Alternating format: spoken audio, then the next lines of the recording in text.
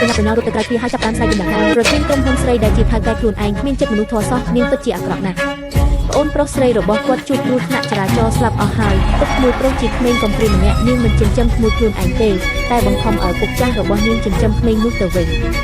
មានចិត្តមនុស្សធម៌គ្មានសិទ្ធិសំចិញ្ញៈសោះស្ត្រីនោះឃើញថាអ្នកលេងបែបនេះមែនទេដូច្នេះហើយនាងបានប្រកាសជាសាធារណៈថានាងអាចចិញ្ចឹមកូននេះបានប៉ុន្តែនៅពេលក្រោយកូននោះត្រូវតែពេលមកដល់ឈ្មោះនាងហើយនាងថាជាម្ដាយវិញលោកតាគិតថាមិនអីទេចាំយកលុយរបស់អ្នកបានមកហើយចាំទទួលកូនត្រឡប់មកវិញពេលនោះគាត់នឹកឃើញថាជំនួយការទើបតែរុញគូស្វាមីភរិយានោះចេញទៅសួរនាំថាបានរុញទៅដល់ណាហើយស្រាប់តែទទួលបានដំណឹងថាបានបញ្ជូនទៅបន្ទប់ពេទ្យកាត់ហើយ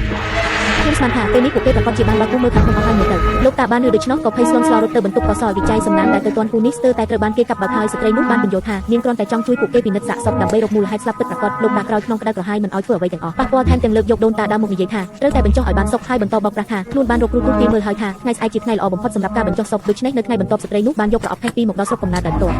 អូននេះ